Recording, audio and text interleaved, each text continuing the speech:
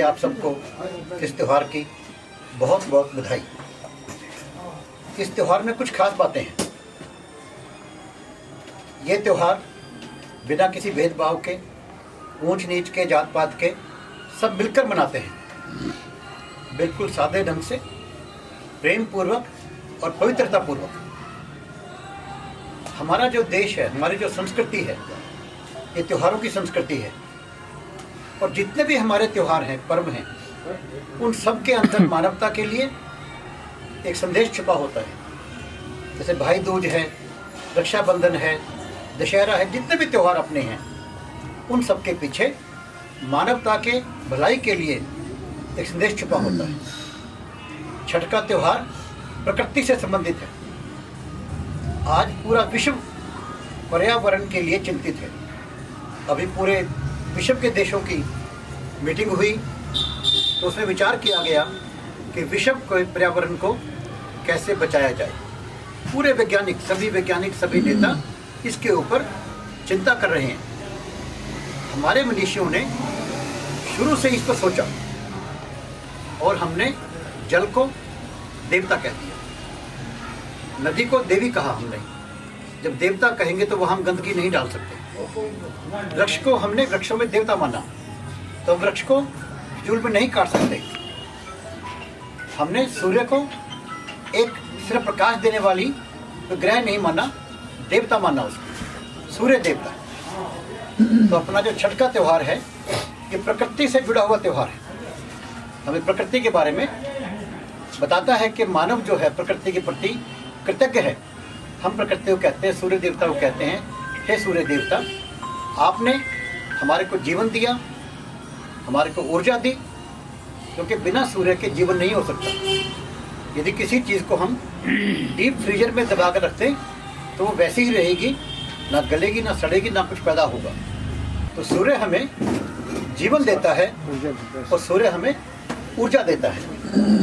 हम इसके दिन सूर्य की आराधना करते हैं, छठ मैया की आराधना करते हैं और हम सुख और समृद्धि की कामना करते हैं। सूर्य हमें बहुत कुछ सिखाता भी है। सूर्य हमें सिखाता है नियमित चलना। सूर्य हमेशा नियम का पालन करता है। सुबह सूर्योदय होता है, जिसे उषा बोलते हैं, शाम को प्रत्युषा बोलते हैं, और सूर्य सांझ को चला जाता है। नियम पूर्वक है। हमें सिखाता है कि यदि नियम पूर्वक चलेंगे हम लोग, तो हम भी सूर्य की तरह ऊर्जावान, प्रकाशवान बन सकते हैं। फिर सूर्य क्या सिखाता है? लगातार चलता है, कभी कोई छुट्टी नहीं करता। सूर्य भगवान लगातार काम करते हैं। तो व्यक्ति भी यदि हमें आगे बढ़ना है तो नियम पूर्वक और लगातार काम करेंगे, तभी हम आगे बढ़ पाएंगे। नियम पूर्वक चलना और लगातार चलना, कंसिस्टेंसी से। और फिर सूर्य देवता स्वयं प्रकाशमान हैं, औरों को प्रकाश देते हैं, ऊर्जा देते हैं, प्रकाश देते हैं। हम भी अपने ज्ञान के द्वारा अपने आप को आलोकित कर सकते हैं। ज्ञान का प्रकाश चारों ओर फैलता है। अंधकार भी एक राक्षस का नाम है। अंधकार रूपी राक्षस को भगाता है। हम भी अपने ज्ञान के द्वारा अपने को प्रकाशित करके समाज के अंदर जो राक्षस वृत्ति है उसका विनाश करें। समाज के अंदर जो राक्षस वृत्ति है, ये राक्षस वृत्ति ये नहीं कि कृष्ण के टाइम में हुई या श्री राम के समय में हुई। राक्षस वृत्ति हमेशा रही है। राक्षस वृत्ति क्या होती है, इसको जानना बहुत आवश्यक है। केवल एक ही बात, हम सब बैठे हैं या घर परिवार में होते हैं तो हमारे विचार भिन्न भिन्न हो सकते हैं, लेकिन पत्नी का विचार और है, पति का विचार और है, बच्चों का विचार और है, फिर भी हम इकट्ठे चलते हैं। हमारे विचार अलग हो सकते हैं, हम भी इकट्ठे रहते हैं। बस तू भी सुखी रहे, मैं भी सुखी रहूं। लेकिन राक्षसी वृत्ति का व्यक्ति कहता है कि नहीं, जो मैं कहता हूं वही मान। अगर नहीं मानोगे तो मैं तुम्हें सताऊंगा, तुम्हें मार दूंगा। केवल एक ही पैमाना राक्षस वृत्ति का, इतने कि स्वयं भी सुखी रह सकें और राक्षसी वृत्ति को समाप्त कर सकें। क्योंकि यदि राक्षसी वृत्ति समाप्त नहीं हुई तो चाहे कितने समृद्ध क्यों ना हो, आप लोग सुखी नहीं रह सकते। तो राक्षसी वृत्ति क्या है? ईसा मसीह को सूली पर टांग दिया गया क्योंकि उनके विचार उनको पसंद नहीं थे। गैलीलियो ने कहा कि पृथ्वी जो है सूर्य का चक्कर लगाती है, लेकिन उनके ग्रंथों में लिखा था कि सूर्य चक्कर लगाता है पृथ्वी का, उसको मार दिया गया। सुकरात को जहर दे दिया गया, किसी का बुरा नहीं किया था उन्होंने।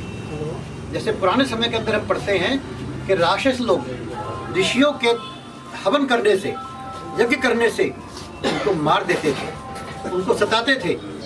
वो हवन करके, यज्ञ करके किसी का बुरा नहीं करते थे, लेकिन राक्षसी वृत्ति उन्हें पसंद नहीं था। सुकरात को जहर दे दिया गया और गुरु तेग बहादुर का सर कत्ल कर दिया गया। राक्षसी वृत्ति केवल, किसी का बुरा नहीं किया था उन्होंने। राक्षसी वृत्ति का विनाश होगा तो ना ईसा मसीह को सूली लगेगी, ना सुकरात को जहर दिया जाएगा, और ना हमारे संतों को कत्ल किया जाएगा। और इस बात को हम जान लें। मैंने कहा था कि मेरी बात उन लोगों के लिए है जो आगे बढ़ना चाहते हैं, सब सुखी रहना चाहते हैं और सबको सुखी करना चाहते हैं। केवल 2 श्लोक के अंदर मैं श्री देवालय संघ का पूरा जो हमारा जो उद्देश्य है वर्णन करता हूँ आपको। पहला है सर्वे भवन्तु सुखिनः, सर्वे सन्तु निरामया, सर्वे भद्राणि पश्यन्तु, माँ कश्चित् दुःखभाग् भवेत्। सभी सुखी रहें। इसमें क्या बुरी बात है भाई? लेकिन कुछ लोग कहते नहीं, हम सुखी नहीं रहने देंगे, अगर ऐसे चलोगे सुखी रहने देंगे वरना मार देंगे। सबके सुख नहीं चाहिए उनको, केवल मेरा सुख चाहिए, कुछ लोगों का सुख चाहिए। हम कहते हैं सभी सुखी रहें, कोई किंचित मात्र भी दुखी ना हो। दूसरा हम क्या कहते हैं? ओम सहना भवतु सहनो भुनक्तु सह वीर्यम करवावहै तेजस्वी नाम धीत वस्तु माँ विद्विषावहै। हम सब मिलकर चलें, मिलकर आगे बढ़ें, मिलकर एक दूसरे को आगे बढ़ाने में सहायक हों। हम मिलकर दुनिया के सुखों को एंजॉय करें। क्या बुरी बात है इसके अंदर? हमारे ऋषियों ने जो कहा, इसमें किसका नुकसान है? लेकिन राक्षसी वृत्ति का नुकसान है। जो राक्षसी वृत्ति का व्यक्ति होगा वो आपको सुखी देकर दुखी हो जाएगा और आपको तंग करेगा। हम लोग सभी पैसा कमाने की कोशिश करते हैं, अपने बच्चों के लिए हम लोग कोशिश करते हैं कि हमारे बच्चे जो हैं वो सुखी रहें।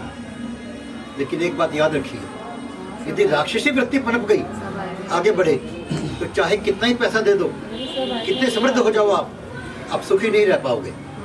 सुखी रहने के लिए जहाँ समृद्धि चाहिए वहाँ आप में शक्ति भी चाहिए कि राक्षसी वृत्ति को आप लगाम लगा सको, समाप्त कर सको। और इंसान के अंदर भगवान ने क्या खूबसूरत शक्ति दी है। आम के बीज से आम पैदा होता है, सेब के बीज से सेब पैदा होता है, लेकिन भगवान ने इंसान के अंदर जो कुछ ब्रह्मांड के अंदर है वो बीज रूप में भर दिया। जो कुछ भी ब्रह्मांड के अंदर है, राक्षस भी, देवता भी, पशु भी, सब कुछ भर दिया और साथ में शक्ति दे दी कि आप जिस मर्जी बीज को विकसित करके जो मर्जी बन जाओ। इसलिए इंसानों के अंदर हमारे को देवता मिलते हैं, राक्षस मिलते हैं, पशु मिलते हैं, और कुछ लोग इतने ऊंचे हो जाते हैं हम उनको भगवान कह देते हैं। आप सब में वो शक्ति है, आप सब वो शक्ति अपने अंदर अर्जित करके, पैदा करके बन सकते हैं, ताकि कोई महापुरुष दोबारा उसको परेशान ना किया जाए राक्षसी वृत्ति वालों के द्वारा, और आप भी सुखी रहें और आपकी संतान भी आगे सुखी रहे। तो मैं आप सबसे एक प्रार्थना करानी चाहूँगा। हम सूर्य देवता की आज जो आराधना कर रहे हैं, मेरे पीछे बोलेंगे सभी जी। हे छठी मैया, हे सूर्य देव, हमें शक्ति दो कि हम राक्षसी वृत्ति को समाप्त कर सकें। और हम ये व्रत लेते हैं कि हम आपकी द्वारा दी गई शक्ति से राक्षसी वृत्ति को अवश्य समाप्त करेंगे।